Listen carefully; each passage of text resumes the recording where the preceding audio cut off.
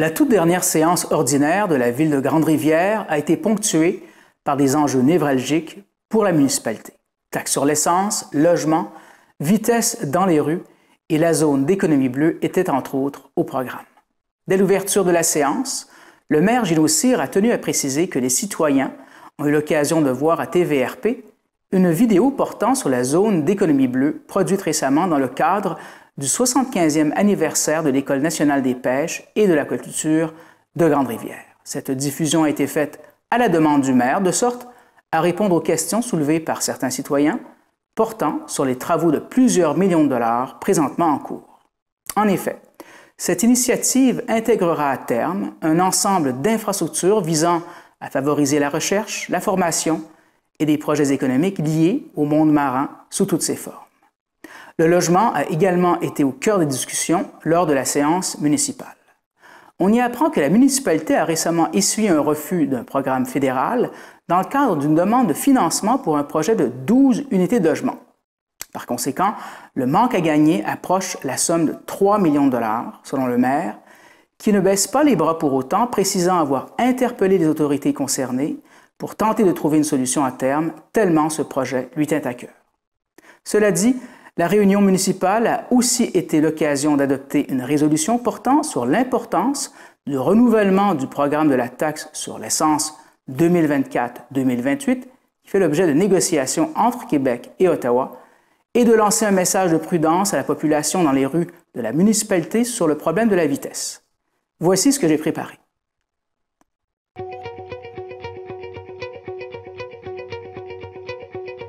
Bonjour, mon nom est Gino Cyr, je suis le maire de la ville de Grande-Rivière depuis 2017. La zone de l'économie bleue, c'est un projet qui est déposé au ministère de l'Économie, de l'Innovation et de l'Exportation pour faire en sorte de délimiter des secteurs géographiques, pour faire en sorte de mettre un écosystème de l'innovation au niveau secteur marin. Nous, ici, à Grande-Rivière, on est un secteur dans lequel la pêche est omniprésente. Donc, on a mis de l'emphase sur l'École des pêches, qui est une des écoles nationales du Québec, aussi sur la recherche-développement avec Mérinov. Puis, concernant au niveau entreprise privée, on a 329 millions de valeur en débarquement avec la municipalité de Sainte-Thérèse-de-Gaspé. Roberto Blondin, maire de Sainte-Thérèse, j'entreprends mon deuxième mandat. Sainte-Thérèse et Grande-Rivière, vous avez vu que c'était une proximité à peu près de 5 à 10 km entre les deux municipalités. Sainte-Thérèse a une grosse capacité de débarquement. Et c'est pas pour rien qu'on dit que Sainte-Thérèse, c'est la capitale du crabe au Québec. C'est là où il y a le plus de pêcheurs de crabe dans une municipalité. C'est là où il y a une usine de transformation super performante. Mais les deux mis ensemble, ça nous donne vraiment une force. On a, en termes de débarquement, 85 du débarquement au Québec de crustacés et de poissons de fond. Et ça nous donne le moyen de faire valoir auprès des gouvernements ce qu'on serait capable de faire avec nos belles ressources. Bonjour, mon nom est David Courtemanche, je suis directeur général de Mérinov. Essentiellement, Mérinov, on est le plus grand centre intégré de recherche appliquée, recherche industrielle dans le domaine de la pêche, de l'aquaculture, de la transformation des produits marins et des biotechnologies marines au Canada. La place de Mérinov dans le projet de zone d'économie bleue, en fait, c'est une place qui est centrale.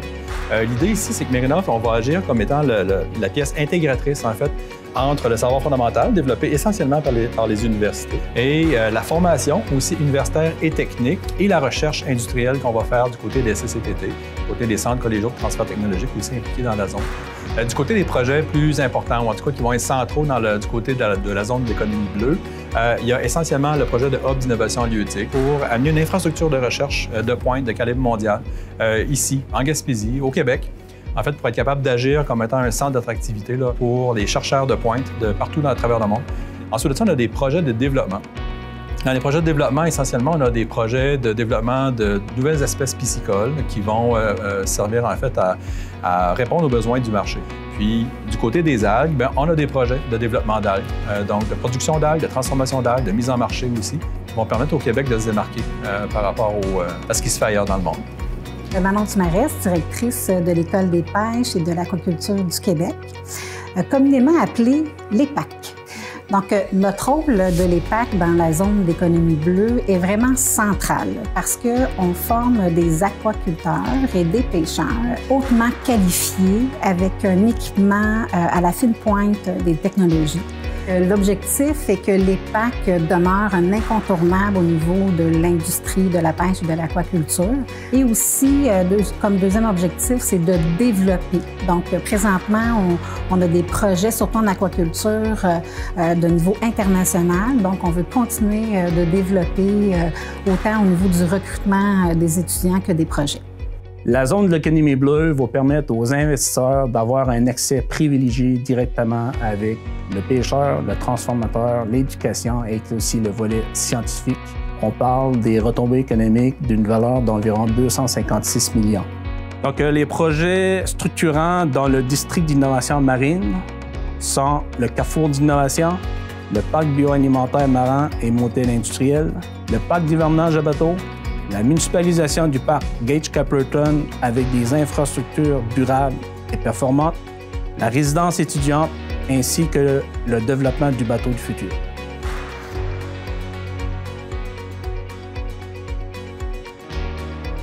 Le parc bioalimentaire marin, c'est une capacité d'accueil. Nous avons la ressource halieutique, nous avons le vouloir de développer des nouveaux produits, des nouveaux marchés, mais il nous manquait la capacité d'accueil qui va transformer, pas la première, la deuxième transformation qui est alimentaire, la troisième transformation qui est au niveau cosmétique et la quatrième qui est biomédicale. Si vous venez dans notre zone d'économie bleue, en plus d'avoir une capacité d'accueil, vous allez avoir droit à des programmes majorés. Au niveau des investissements internationaux, ce qui est évidemment recherché, c'est qu'en ayant des infrastructures de pointe, en ayant des équipes de recherche de pointe, en ayant un écosystème qui est bien établi, bien structuré, concentré sur un territoire donné, l'idée, c'est d'aller chercher des investissements privés, c'est évidemment, des investissements du gouvernement du Québec, du gouvernement fédéral, mais aussi et surtout des investissements étrangers qui vont venir apporter finalement des nouveaux capitaux pour l'avancement de la recherche, puis l'avancement aussi des procédés industriels, puis des processus d'affaires pour les entreprises du Québec. On offre aussi aux petites entreprises tout l'équipement nécessaire pour le démarrage, parce que souvent, quand on débute, on n'a pas tous les équipements nécessaires et on peut réserver ici l'école pilote pour pouvoir produire notre produit marin. Ce qui nous démarque au Québec, c'est qu'on a de l'électricité qui est très peu coûteuse. On a de l'eau de qualité, autant en eau douce qu'en eau salée. On a du territoire, on a un système d'éducation, de formation, enseignement supérieur qui est de pointe, là, donc qui est de très haut niveau. Donc, en optimisant finalement l'utilisation de l'ensemble des ressources, je pense qu'on peut très, très bien rayonner partout à travers la planète avec ce qu'on a ici. Il y a aussi, à travers cette zone d'innovation, on garde une partie pour le développement au niveau du milieu de vie. Ce milieu de vie-là est permis à l'intérieur des balises de la zone d'innovation. Comme maire de la ville de Grande-Rivière, je m'avais donné comme objectif d'en faire une ville prospère, accueillante et attrayante. Le projet de zone de l'économie bleue va permettre de créer un écosystème d'opportunités d'affaires qui va intéresser les investisseurs et les familles de venir s'établir chez nous à Grande-Rivière. C'est à ma demande, j'avais demandé à TV communautaire de passer un peu là, le petit vidéo promotionnel qui a été fait là, à propos de la zone d'innovation de l'économie bleue. C'était une vidéo qui avait été fait pour dans le cadre du 75e de l'école des pêches, donc l'activité l'après-midi. On avait à peu près 150 personnes de l'industrie des pêches. L'objectif, c'était de présenter un peu visuellement l'ensemble des grands projets. Comme tout le monde, je voyais qu'il y a des gens qui savaient qu'il y avait des choses qui se faisaient présentement là, chez Mérinov, au bâtiment de Mérinov. Donc, il y avait de la construction. J'ai vu qu'il y en a qui se posaient des questions.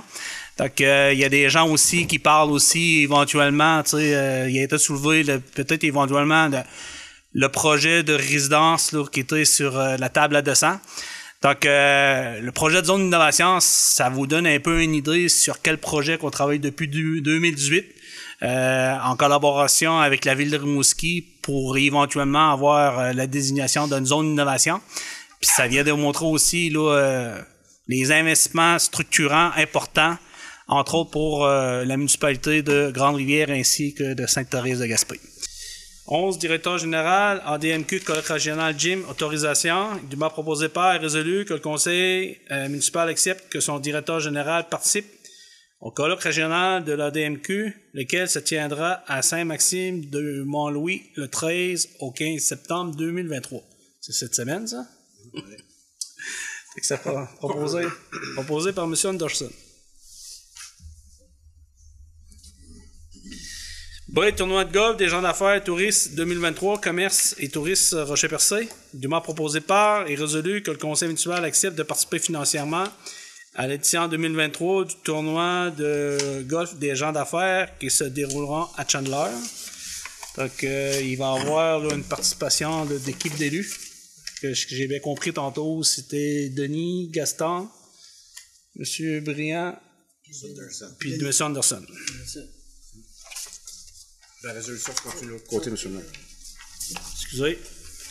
Qu'un montant de 400$ plus taxes soit versé pour la participation des 4 personnes au forfait golf, dîner 5 à 7, qui s'étendra le samedi 16 septembre, sur le parcours du golf de Chandler.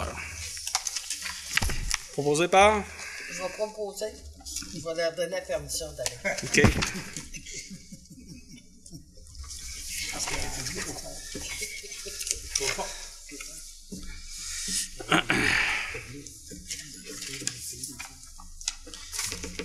Moi, j'y participe aussi, là, mais je laisse la chance aux élus de représenter la ville.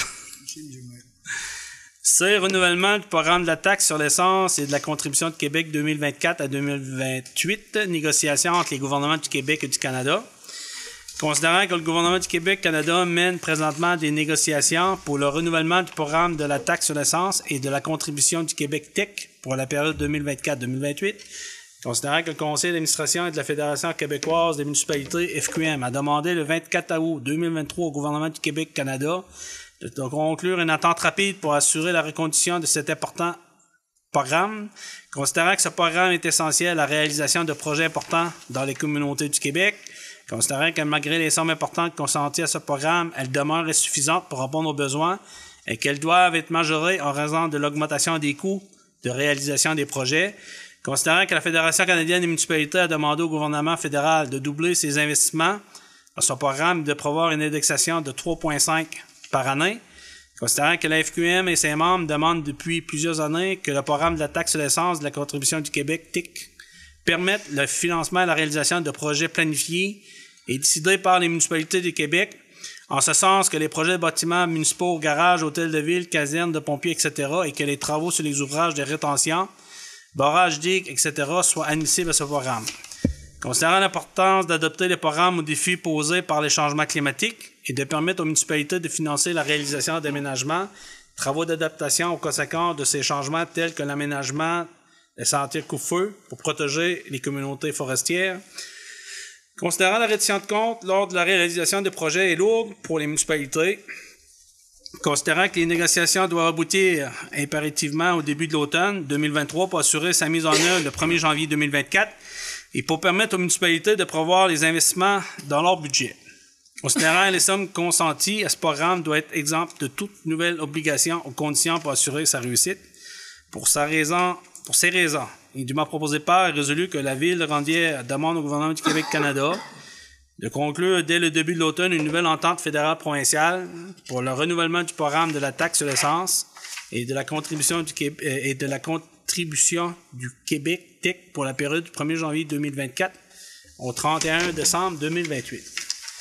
D'augmenter les sommes disponibles aux municipalités de Québec et de prévoir une hausse annuelle de l'enveloppe pour la durée de l'entente afin de couvrir l'augmentation des coûts, de n'ajouter aucune reddition de compte, obligation ou conditions additionnelles aux municipalités dans l'application du programme, de permettre le financement de projets de bâtiments municipaux, des ouvrages de rétention et des quais propriétés des municipalités dans les travaux admissibles, de rendre admissibles des projets de prévention, d'aménagement et des travaux d'adaptation aux conséquences du changement climatique.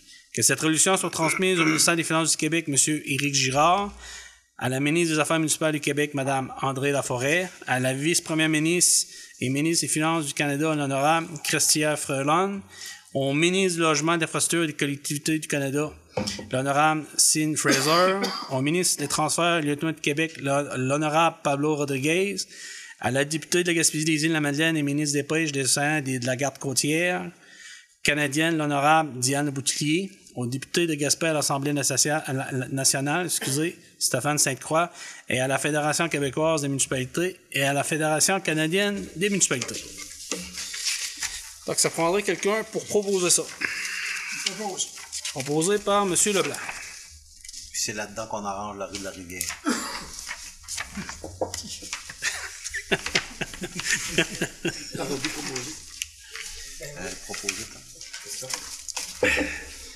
D.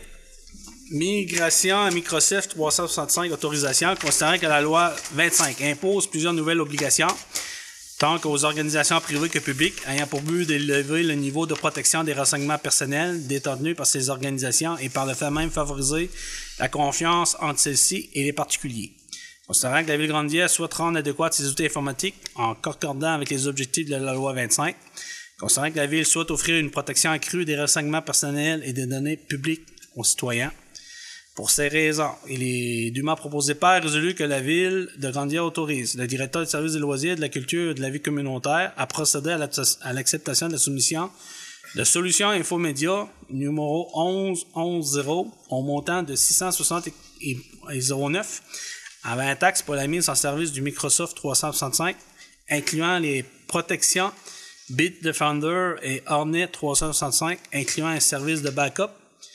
Le montant sera facturable mensuellement avant taxe. Proposé par M. Baudin. Achat d'une génératrice usagée avec caisson pour la station de suppression Saint-Hilaire, PTI 2023, autorisation. Tandis que des travaux de mise à niveau ont été effectués à la station de suppression Saint-Hilaire au printemps 2023, tandis que la Ville de Grande-Rivière souhaite rendre conforme ses installations électriques d'urgence afin de maintenir la pression du réseau d'aqueduc dans le secteur desservi par cette station lors des pannes électriques prolongées sur le réseau d'Hydro-Québec, attendu que la Ville de Grande-Rivière a l'opportunité d'acquérir une génératrice usagée avec caisson en excellentes conditions répondant à ses besoins. Pour ces raisons, il est dûment proposé par résolu que le Conseil municipal autorise le directeur général à procéder à l'acquisition d'une génératrice avec caisson auprès de M. Normand Desjardins au coût de 33 000 taxes comprises, que ce montant soit ajouté au règlement d'emprunt V691-06-18. Quelqu'un qui propose?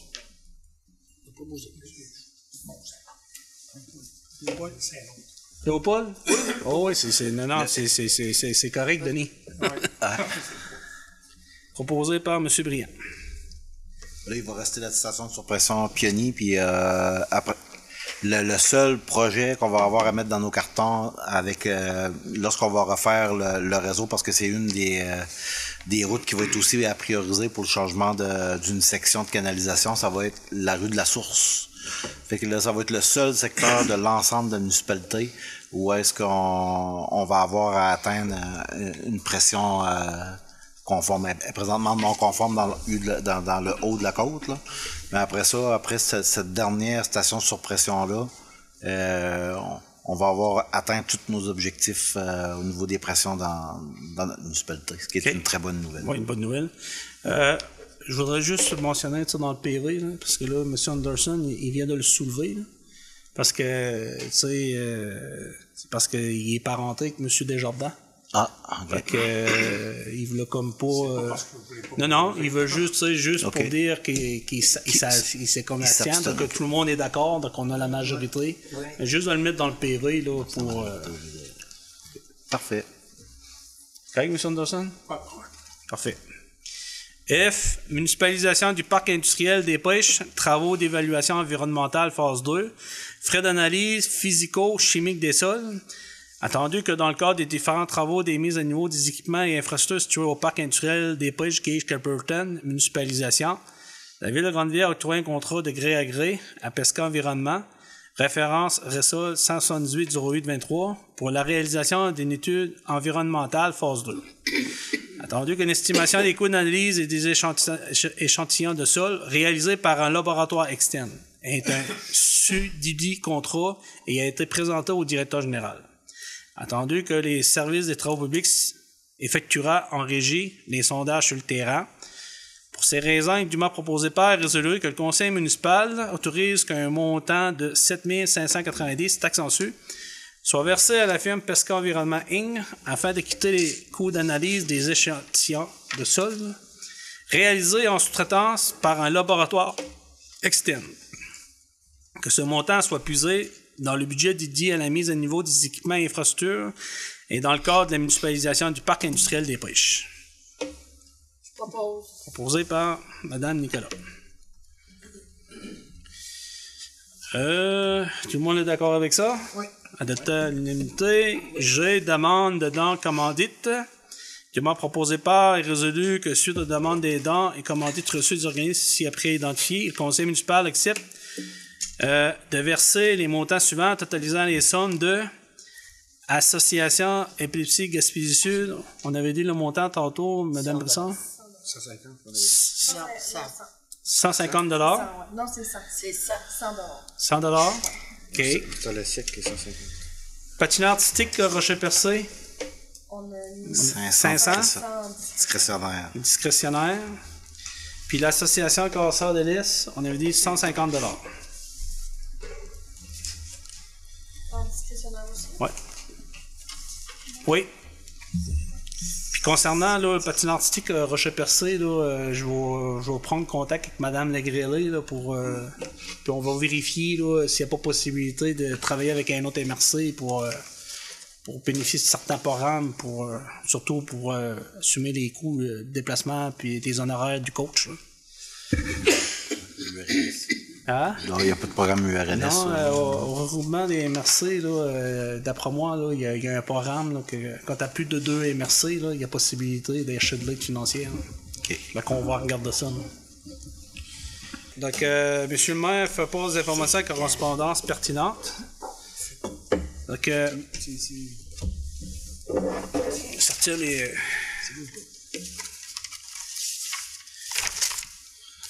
Bon, premièrement, là, je voulais parler du dossier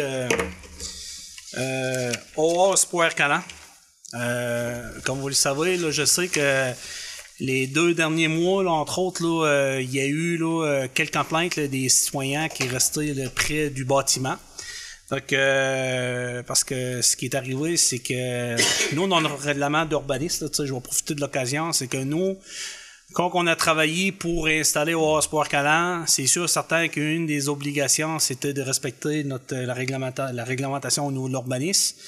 Les municipalités, on a des engagements là, avec la gestion, là, les règlements liés aux chiens. Ça qui nous oblige, quand il y a un chien errant ou qu'un chien qui n'a pas de médaille qui est récupéré, normalement, la municipalité, on a comme une entente avec OA Espoir Calan qui collabore avec la municipalité ou la Sûreté du Québec pour ramener un chien là, directement sur place. Normalement, là, le temps d'occupation, c'est 48 heures maximum sur place. Donc, si le propriétaire il n'a pas récupéré son chien, il y a la possibilité peut-être que le chien soit transféré à une famille d'accueil. Si c'est pas le cas, mais normalement, le processus, c'est que le chien est envoyé au vétérinaire pour se faire euthanasier. Ce qui est arrivé, c'est que il y a eu quelques chiens, entre autres, là, quelqu'un qui était pris son départi à raison de maladie, puis il n'y avait pas nécessairement de preneur, puis c'était un chien là, qui était très bruyant. Puis souvent, il y avait des personnes aussi qui allaient le soir pour promener les chiens, qui allaient aux heures là, irrégulières, puis que ça faisait en sorte que les chiens, ça occasionnait du bruit. Comme vous savez, souvent dans une période de l'année, là, souvent c'était court, donc c'était pas nécessairement agréable. Donc moi j'ai été contacté, juste pour vous dire, j'ai pris contact avec la présidente. On a discuté, on a même eu une rencontre ici là, avec la présidente, M. Desmarchands, pour regarder le protocole, parce qu'on a un protocole présentement qui est en place jusqu'au 31 décembre, puis que si on veut renouveler, mais il y a certaines conditions à respecter. Je sais qu'il y a des efforts qui ont été faits. Il y a une période qui n'était pas nécessairement agréable, mais je veux rassurer là, la population du secteur. C'est que de notre côté, nous, c'est sûr certain que hors Sport Arcanan, ça sera pas un refuge à chiens. C'est pas un endroit approprié pour ça. Donc, si éventuellement on pense de vouloir investir pour adapter un bâtiment, il va falloir s'assurer que le bâtiment soit là, dans un endroit isolé, pas trop proche des citoyens là, pour au niveau du bruit. Au niveau d'encadrement, donc on est bien content là, du conseil d'administration. Je pense que tout le monde est bien content de l'application. Puis quand on voit ça, ben souvent on voit des commentaires là, que les élus devraient en faire plus, là, mais je profite de l'occasion pour dire que le conseil des maires, on a investi une première phase 200 000 $ pour la mise en place. La ville de Grande-Rivière, on a aménagé le local. Au niveau de la deuxième phase, la municipalité, on a même investi un montant de 60 000. La MRC a donné un montant de 60 000 $ pour l'acquisition d'équipements d'accessoires. On travaille pour éventuellement faire venir, mettons, un vétérinaire. Je pense que les élus ont fait notre part.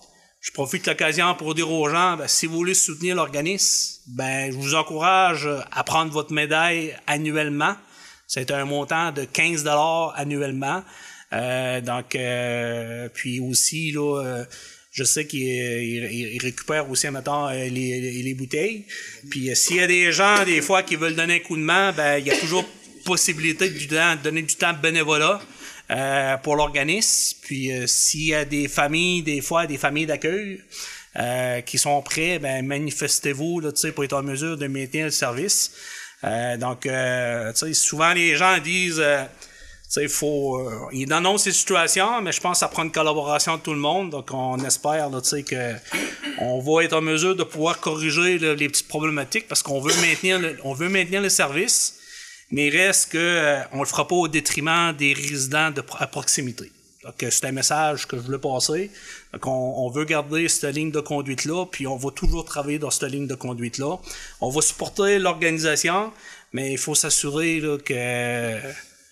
On sait que c'est un secteur zone industrielle, mais par contre, là, il avait été dit au départ, ça ne sera pas un refuge, puis ça ne sera jamais un refuge. L'autre dossier important, ben, au niveau de la convention collective, là, le directeur général a soulevé un mot tantôt. Donc, malgré, je pense, l'effort des deux parties, on n'a pas réussi là, à venir à une entente. Donc, un processus de médiation. Donc, je sais qu'il y a des démarches, là, il y a des rencontres qui vont se faire. Donc, en espérant là, qu'on va arriver là, à une entente à la satisfaction de l'ensemble des parties. Je voulais dire un petit mot aussi. Dans la dernière semaine du mois d'août, on a eu la visite là, des représentants d'Investissement Québec, du MAI, concernant là, pour la zone d'innovation. Donc, on sont venus voir sur place là, directement des projets structurants. Dans notre secteur à nous, district d'innovation, c'est une des raisons pourquoi tantôt je vous ai présenté en début de la séance un peu la vidéo de la promotionnelle de la zone d'innovation.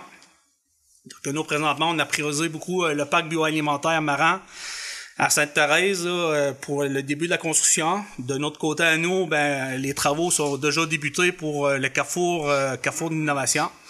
On a rencontré aussi les entreprises pour démontrer les investissements des entreprises privées. Entre autres, là, il y a eu des visites aussi pour le bateau du futur. Donc, la troisième zone d'innovation a mis beaucoup de l'emphase sur la filière là, électrique. C'est intéressant parce que dans les projets de zone, il y a des projets interzones. Donc, nous, ben, c'est sûr, certain, c'est qu'on veut faire l'électrification du potentiel des bateaux de pêche là, vers les bateaux aluminium électriques. Là, on a des belles opportunités d'alliance. Faire en sorte que le reste de la semaine, il y avait des rencontres à Rimouski. Normalement, j'étais supposé le faire lundi, mardi, mais tenant absolument que je sois là le mercredi, le jeudi, c'est ça? Non, excusez, le mercredi. Donc, il fallait que je sois à 8 heures. Donc, j'ai parti ici à 3 heures du matin pour être là à 8 heures. Donc, je peux vous dire que cette semaine-là, je pense que ça a été une grosse semaine, là, mettons à 80 heures. Donc, je l'ai faite parce que je travaille pour ma municipalité, puis je veux m'assurer qu'éventuellement on a des retombées. On attend beaucoup de cette annonce-là parce que, comme je l'ai mentionné, des investissements de 256 millions, on est chanceux là, de faire partie du processus, puis en espérant que cette annonce-là va se faire là, cet automne en 2023 pour nous permettre là, de rattraper le retard qu'on a parce qu'on a un déficit là, d'infrastructures qui font en sorte qu'ils nous empêchent un peu notre développement. Donc, une zone d'innovation, je pense que ça va nous permettre là, de mettre un certain niveau. Puis, selon moi, on parlera plus de Grande-Rivière de la même façon. Donc, on va avoir là, des belles opportunités qui vont être offertes à l'ensemble là, des investisseurs. Concernant là, la 4e assemblée de groupement des MRC, j'étais pas ici, j'étais aux îles de la Madeleine parce que je pouvais pas sortir des îles, problème de transport. Parce que là, c'était la sécurité, mais il reste que pas beaucoup d'options. Donc, tu es supposé partir mercredi, j'ai juste pu partir vendredi soir. Donc, je tiens à remercier le maire suppléant Denis Baudin qui s'est offert là, de représenter la ville là, à Mont-Louis. On a eu aussi une invitation là, par la Technopole maritime du Québec, là, un événement Futur Océan, le 15-16 novembre. Donc,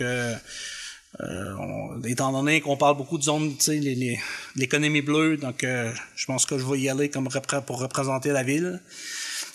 Au niveau de la vitesse dans nos rues municipales, tout ça pour dire, on a un rapport là, qui nous a été donné par les cadets de l'ensemble des interventions là, qui a été faites là, sur le territoire. Je vous dirais que c'est intéressant. Ça vient démontrer là, que je sais qu'on en parle beaucoup, les dos d'âne, de vitesse, etc. Puis on en parle dans toutes les séances.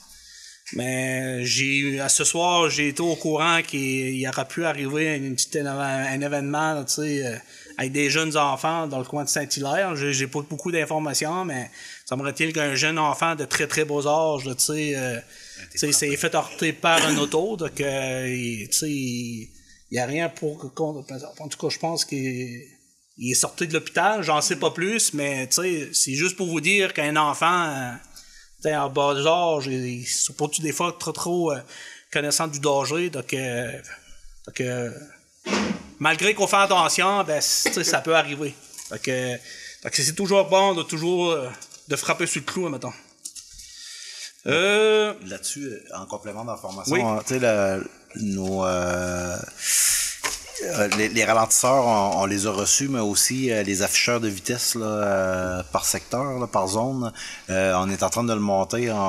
Même si on est déjà rendu à l'automne, on va quand même l'installer. Puis, vu qu'il y a eu l'accident sur Saint-Hilaire, on va commencer à la demande d'un citoyen d'installer l'afficheur de vitesse. Puis ça va être un enregistreur aussi. Okay. Donc, on va le mettre de rue en rue. Ça va faire un genre de petite étude. Là, ça garde en mémoire là, la vitesse, le nombre de véhicules qui passent puis leur vitesse.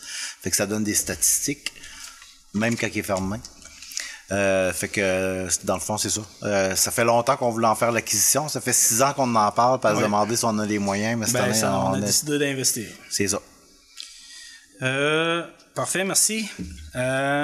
Il y a aussi là, le 25 ans là, de l'URLS Gym, il va y avoir un 5 à 7 là, le 12 octobre à 17h. Donc, prochaine séance, il faudrait peut-être désigner là, au minimum un membre. Là, je suis souvent, tu sais, représentant des loisirs, Denis va vérifier ça avec toi. On va en train d'organiser aussi là, à la 3e semaine de septembre là, une activité avec les membres de la Corporation de développement économique là, au niveau de la stratégie, au niveau des incitatifs financiers là, avec une firme d'extérieur pour voir la possibilité de monter un montage financier pour le développement, tu sais, le locatif là. Puis moi je vous dirais que il y a eu un beau incitatif là, qui a été mis en place par le groupement des MRC, là, un montant de 2 400 000 par MRC. Puis en feuilletant la documentation, parce que j'ai pas participé à l'activité, c'est que présentement dans Rocher-Percé, 13% de la somme est utilisée. Par contre, Côte-de-Gaspé, 100%, à Immersé-Avignon, 50%, Bonaventure, 50%, puis Haute-Gaspésie, 95%. Donc, on a juste utilisé 50 000 sur le 400 000, comparativement à Côte-de-Gaspé qui est utilisé à 100% puis Haute-Gaspésie. Donc, je pense que la ville de Grande-Rivière, on a fait un bon choix là, de retenir les services d'un consultant qui nous accompagne dans notre démarche. Puis il faut vraiment là, être proactif là, pour être en mesure d'adapter les incitatifs financiers aux besoins là, de la demande pour susciter là, la construction, surtout là, d'avoir entre autres là, des espaces là, disponibles là, sur le territoire. Collecte de déchets. Écoutez, comme tout le monde, nous, on voit toujours sur Facebook, là, comme vous le savez, c'est la régie intermunicipale qui est en charge. Il y a un nouveau fournisseur là, qui est en place.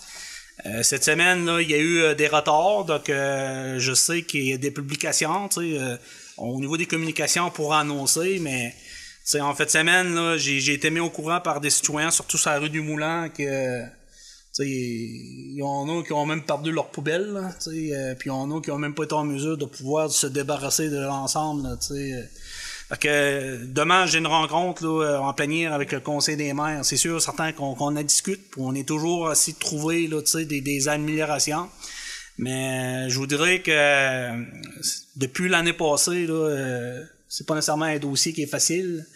Donc, je pense comme tout secteur, là, je pense qu'il y a un problème aussi là, de personnel qui fait en sorte que ça occasionne des retards, mais je sais qu'il y a un travail là, qui est fait là, par la régie pour essayer d'apporter les corrections, mais en tout cas, je vous fais que mentionner, on s'excuse auprès des citoyens, mais moi, la seule chose que je peux faire, c'est demain, mais qu'on va avoir la possibilité de rencontrer Madame Drapeau, j'y ai fait part de la situation.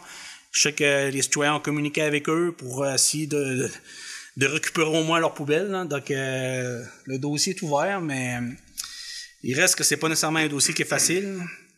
On a été interpellé aussi pour l'accès à la plage, à la rue Watt, pour la pêche commerciale et le parlant. C'est au niveau de la plage, tout ça pour vous dire, c'est que la pêche commerciale, c'est géré par le provincial. Le ministère de l'Environnement, c'est lui qui a la main prise sur la réglementation, sur l'accès là, avec les véhicules motorisés. Puis quand on est sous l'eau, c'est le gouvernement du Canada. C'est le fédéral. Donc, dans ce secteur-là, je sais qu'il y a des gens là, qui veulent pas qu'on restreint l'accès aux plages. Donc, tout ça pour dire que je sais qu'il y avait une démarche qui est en cours, mais je pense que la Ville, on essaie de travailler avec l'ensemble des acteurs pour trouver la meilleure solution gagnante pour l'ensemble. Mais c'est pas nécessairement sous la responsabilité uniquement de la municipalité. Donc, il y a plusieurs niveaux d'intervenants du gouvernement qui est impliqué là-dedans. Donc, nous autres, là, on essaie là, d'accompagner les demandes, mais il reste que c'est pas nécessairement une décision qui est prise par le conseil, parce qu'il y a d'autres interlocuteurs qu'on n'a pas d'influence sur eux autres. Pendant le mois d'août, on a eu là, une rencontre concernant le 12, là, le jugement de la rive. Donc, j'ai fait part là, aux représentants de l'OMH qu'avec l'accélératrice là, en logement, là, Mme Lacasse, là, elle me faisait part comme quoi que le projet de la Rive 2, malgré ça avait été autorisé par le gouvernement de Québec, qu'on avait eu une avance d'argent, il y a eu la lettre de refus par le programme là, ICAL 3, programme fédéral, qui fait en sorte qu'il y avait pratiquement là, des demandes pour 1,3 milliard, puis il y avait juste une enveloppe disponible de 308 millions, qui fait en sorte que le projet n'a pas été sélectionné. Donc, le coût de projet, on parlait d'un coût de projet de 5 millions. Là, présentement, il manque un 2 millions. Donc, moi, suite à cette information-là, j'ai organisé des rencontres avec les attachés politiques, là, l'attaché politique à M. Sainte-Croix. J'en ai même parlé à l'attaché politique à Mme Maïté. On a eu une discussion aussi avec la nouvelle adjointe de circonscription de Mme Le Bouclier pour lui faire part de la situation. Je sais qu'il pourra avoir des rencontres là, avec l'OMH, là, avec la SHQ. Il reste que présentement, il y a un manque à gagner de pratiquement, là, je vous dirais même qui peut aller jusqu'à 3 millions. Donc, on est en attente. Donc, moi, je vous dirais que ce projet-là, j'ai comme l'impression que quand je suis rentré en 2007, c'était comme un genre de projet qui était attaché, puis que parce que normalement, avec le provincial, c'est ce que j'en reçois toujours avec la M30, quand tu as des projets qui sont financés par le provincial fédéral, le provincial, c'est comme lui qui autorise. Donc, le fait qu'il avait attribué la première subvention, il nous avait même accordé un montant pour les dépassements de coûts. Donc, je me disais, là, il nous manquait juste une ressource pour déposer le projet fédéral. Mais avec les ressources, on a eu une réponse négative. Donc, c'est ça à propos du projet là, concernant le 12 logements, mais ça n'empêche pas qu'on va poursuivre nos démarches. Là. Il y a un suivi qui est fait là, avec les attachés politiques. J'attends des nouvelles. Au niveau de l'EPAC, vous avez pu voir aussi dans le vidéo promotionnel que ça fait partie d'un des projets structurants dans le cadre de la zone d'innovation. Donc, comme dans l'article, on avait 72 étudiants, on est rendu à 128.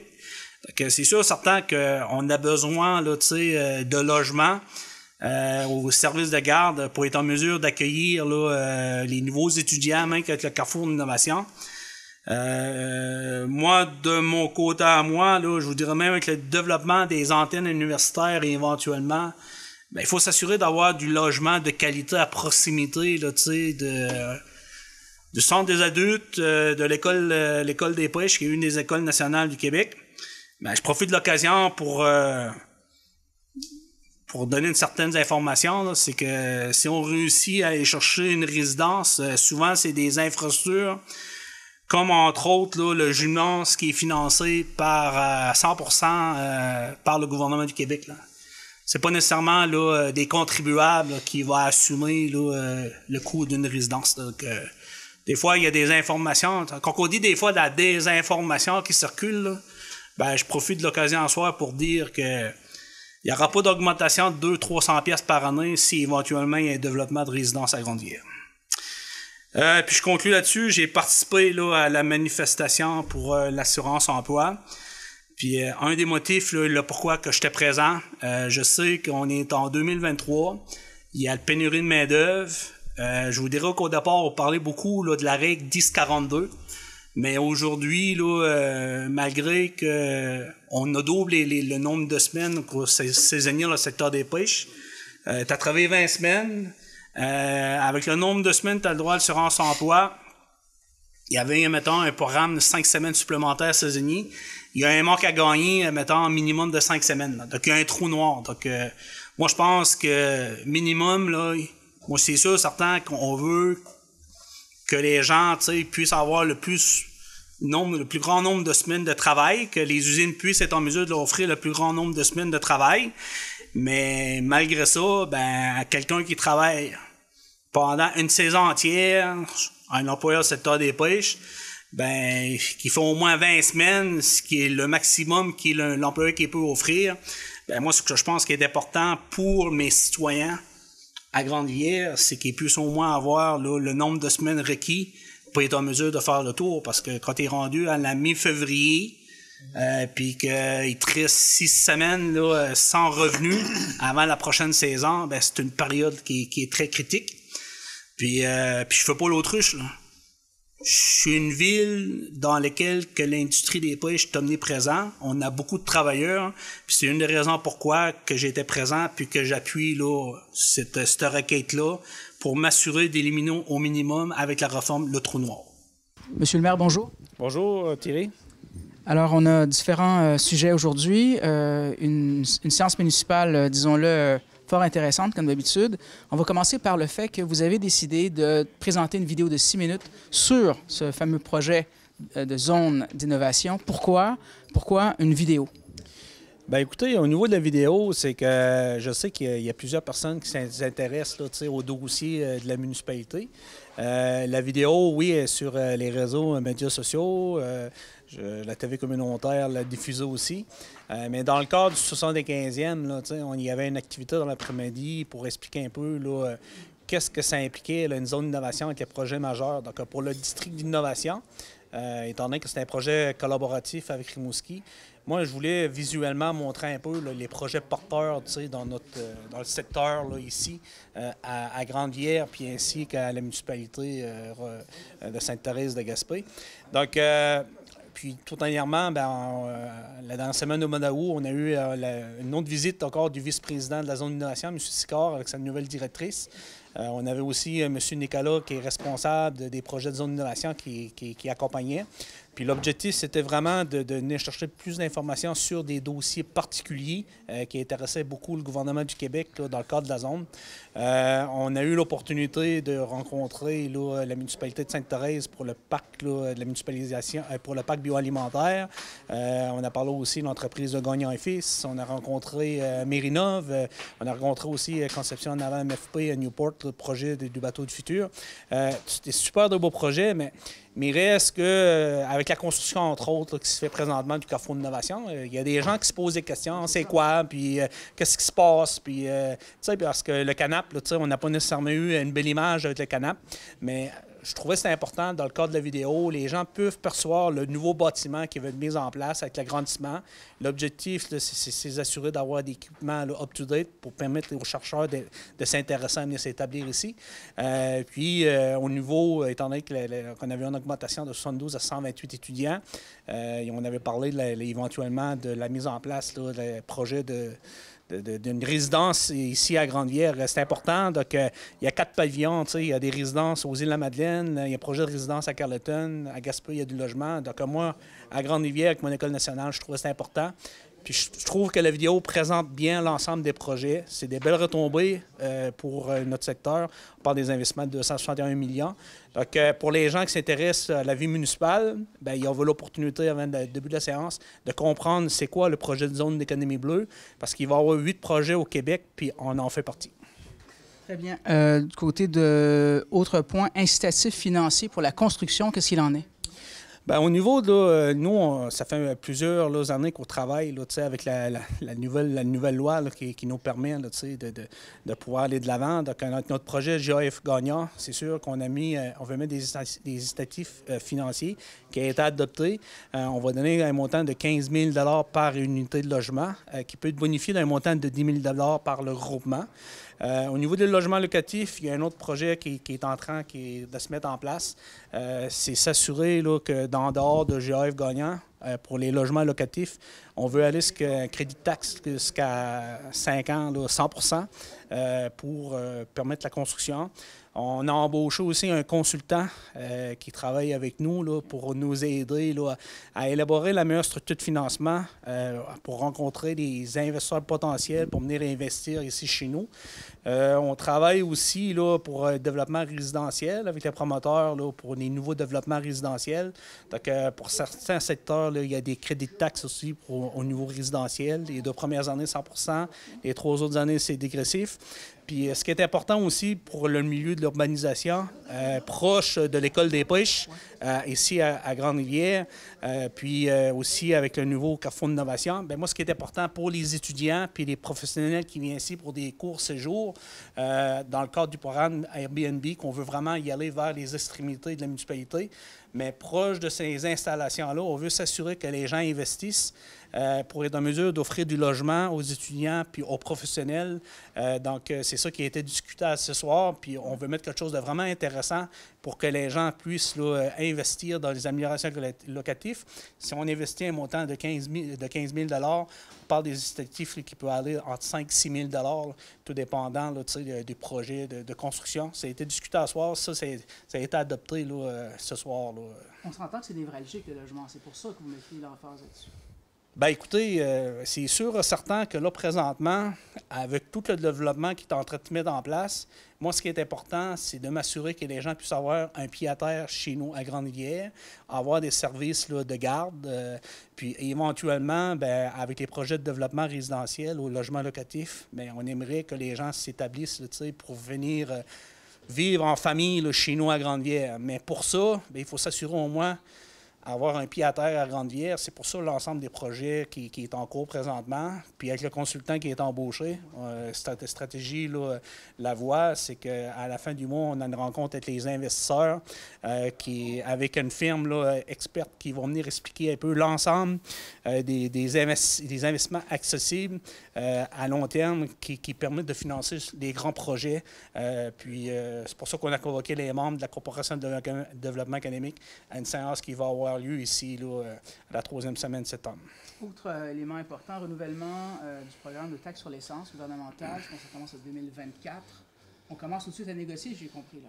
Bien, écoutez, nous autres, c'est sûr, présentement, il est en vigueur jusqu'en 2023. Puis là, bien, présentement, c'est que le Québec puis le fédéral, ils doivent s'entendre là, pour renouveler le 2024-2028. Donc, nous, pour les municipalités, la résolution est passée dans le sens que je pense que c'est d'appuyer un peu là, soit la FQM, l'UMQ, qui font des pressions présentement pour s'assurer qu'il y ait une entente là, le plus tôt possible pour que le programme puisse être en place là, à partir du 1er janvier 2024.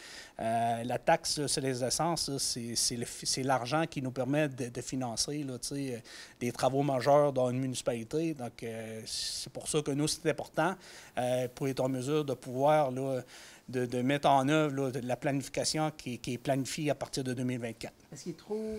est-ce que c'est... Peut-être que vous en souvenez pas, mais ça peut ressembler quoi une redevance de la taxe sur l'essence pour une municipalité comme la vôtre sur une base annuelle, à peu près, là, en gros?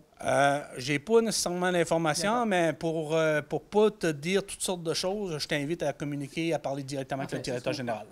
D'autres sujets fort importants pour la municipalité, vitesse, il semble être un problème, la vitesse, chez vous, dans les rues. Bien, écoutez, nous, là, moi, depuis que je suis maire, là, pendant la période estivale, là, c'est toujours le même discours. Les gens veulent avoir des dos d'âne, ils veulent avoir des pancartes, diminuer les zones de vitesse. Mais on est un constat souvent là, qu'on fait dans les rues municipales. Souvent, c'est des gens du même secteur là, qui ne respectent pas nécessairement les vitesses. Donc, on a une préoccupation pour les enfants. Donc, oui, on fait toujours des messages de sensibilisation. On a un parent qui fait de la sensibilisation. Les cadets, là, on a même déterminé des zones là, pour s'assurer d'avoir une certaine présence pour passer des messages. Ce qui concerne aussi les aires de jeu comme complexe sportif, athlétisme, là, souvent, là, on a les 4 roues aussi, les motocross là, qui circulent près des maisons, qui occasionnent des bruits, puis étant donné qu'il y a beaucoup de jeunes sur place avec le pump track. Donc, on passe toujours les messages, mais en fin de semaine, là, j'ai su ce soir là, que samedi, il y avait un jeune enfant de 2-3 ans qui se promenait avec d'autres enfants qui a relâché la main parce qu'elle s'est fait heurter par un auto là, sur le rang Saint-Hilaire.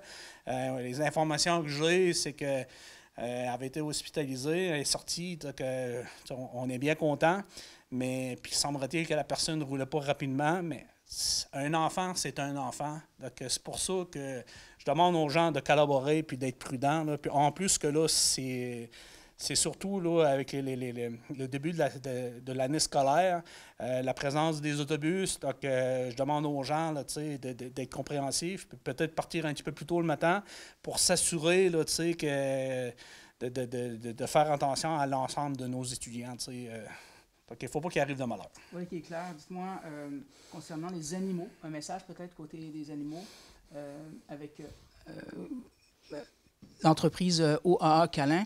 Il semblait y avoir un message, vous voulez lancer parce qu'il y a peut-être une problématique chez les animaux?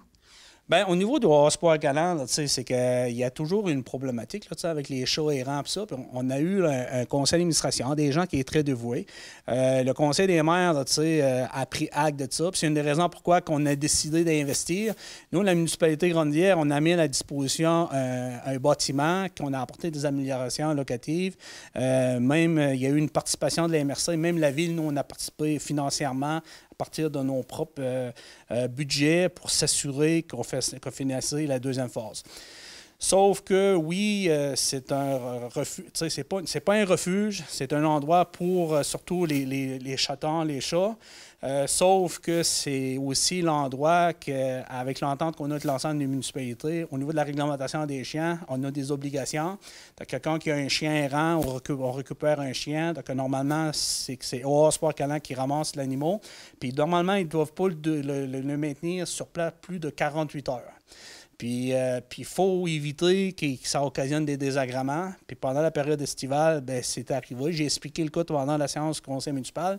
Mais nous, quand on a vendu le projet, c'est que l'ensemble des gens de proximité, on les avait bien avertis que ça ne sera pas un refuge. Donc, il y a eu une problématique. On travaille sa problématique. On sait qu'éventuellement, on veut peut-être relocaliser des chiens. C'est sûr qu'on privilégie, mettons, que je vous dirais, les maisons qui peuvent, mettons, là, héberger là, les chiens en attendant. Sinon, c'est les familles d'accueil, sinon, c'est l'euthanisation. Mais ça pour dire, c'est que c'est important parce que moi, je pense qu'à Grande-Rivière, là, pour l'ensemble de l'MRC, on a démontré notre volonté, puis le bâtiment est chez nous. Il n'est pas dans une autre municipalité, il est chez nous à Grande-Rivière. Puis moi, je ne veux pas causer de désagréments là, aux citoyens de proximité. Donc, le message, là, souvent, il y a des gens qui disent on devrait en faire plus, puis on devrait même apporter des chiens sur les élus. J'ai même vu ça sur Facebook, là, tu sais. Proposez-vous donc de plus être bénévole, puis peut-être comme être famille d'accueil pour éviter qu'il y ait des chiens, parce que c'est un travail, là, je trouve que c'est une implication de tout le monde. Ça. Oui, c'est le message que j'avais lancé d'ailleurs pendant la séance municipale. Municipalisation du parc industriel, très rapidement, je pense qu'il y avait un peu d'argent qui a été réinvesti. Bon, au niveau de la municipalisation du parc, là, on a eu le 4,7 millions là, du gouvernement du Québec. C'est financé à 100 %. On a embauché notre consultant. On travaille avec notre firme d'ingénierie Tetra Tech qui est en train de faire les premières phases. Puis le but, c'est commencer les premiers travaux là, pour la mise à niveau de l'émissaire en mer. C'est ça qui est en place présentement. Donc, on respecte là, la planification. Donc, on a quelqu'un qui travaille présentement pour nous supporter là-dedans. Puis les travaux avancent. Très bien. Deux derniers sujets. L'EPAC, on est passé de 72 à 128 étudiants, je pense. Peut-être un projet de logement à venir, résidence. Chose certaine, vous avez lancé un message comme quoi, écoutez, c'est pas la population qui va le payer. Si jamais il y a des résidences, ce sera payé par le gouvernement. Bien, écoutez, c'est sûr que présentement, il y a des gens qui perçoivent, je pense, que la ville de Grande-Rivière, on est très dynamique, puis il y a plusieurs personnes qui nous félicitent, mais il y a des gens qui ont des craintes qui voient ces infrastructures-là. Ils pensent que, c'est souvent les gens doivent assumer ça par leur compte de taxes, Donc, mais ces infrastructures-là, entre autres comme le Junance là, à l'école Mont-Pasteur, ça a été financé à 100 % par le ministère de l'Éducation. Donc, concernant là, le projet de résidence là, qui va avoir lieu, c'est financé à la hauteur de grosses subventions. Puis la participation du milieu, souvent, c'est l'école des pêches, ou peut-être la participation de la ville qu'on va céder à un terrain. Mais il n'y a pas d'enjeu. C'est des avantages supplémentaires pour offrir une qualité de vie. Donc, on a une école des pêches. Puis moi, ce qui est important, c'est de développer. Il faut que c'est attrayant. Puis je veux m'assurer d'offrir de l'hébergement de qualité. On a un service de résidence à Gaspé. Et dans aux îles-de-la-Madeleine, à Carleton, il y avait un projet de carton. Bien, nous, à Grande-Rivière, avec le projet d'antenne universitaire, c'est important aussi d'être en mesure d'offrir de l'hébergement de qualité. Puis moi, je suis très satisfait de l'annonce du Cégep de Gaspésie des îles-de-la-Madeleine qui disait qu'il y avait un projet de résidence dans les cartons pour la municipalité de Grande-Rivière à l'École des pêches. Parfait. Dernier sujet, projet immobilier de 12 unités de logement. Il manque un gagné de près de 3 millions de dollars. Il semble avoir été refusé dans un programme fédéral. Est-ce que vous pouvez en dire plus? Bien, moi, je vous dirais que ça fait longtemps que j'entendais parler de ce projet-là. Le 12 logements de l'OMH me faisait part, puis c'était un besoin là, pour notre municipalité. Par contre, là, on avait personne qui travaillait sur le dossier. Donc, tout dernièrement, on a engagé une accélératrice d'entreprise qui a pris le dossier en main. Puis moi, de mon côté à moi, bien, souvent, quand il y a des projets qui sont financés par le provincial fédéral, bien, c'est comme le provincial qui doit prendre les décisions avec la loi M30. Donc, le fait que le provincial avait accordé son financement, puis en plus, il nous avait avancé même un montant d'argent pour un dépassement de coûts l'an passé. Donc, moi, je me disais, c'était juste une question de temps, mais qu'il y a un programme fédéral qui ouvre, mais qu'on va être en mesure de pouvoir finaliser la structure de financement. Mais ce que j'ai pu comprendre, c'est qu'il y avait des demandes pour pratiquement 1,2 milliard, puis à peu près 300 millions disponibles qui font en sorte qu'on n'ait pas été en mesure. Donc là, devant les démarches SHQ, bien moi, de mon mon côté, j'ai interpellé là, la ministre responsable de la région, j'ai interpellé aussi l'attaché politique là, de M. Sainte-Croix, l'adjoint de circonscription de Mme Boutillier, pour leur faire part de la situation. Puis on travaille ensemble pour essayer de trouver une solution pour être en mesure d'attacher le financement. Mais il reste que c'est désolant d'apprendre que malgré tout le travail qui a été fait, on a une réponse négative. Merci, M. le maire. Merci beaucoup. Revoyez tous nos reportages sur notre site Internet.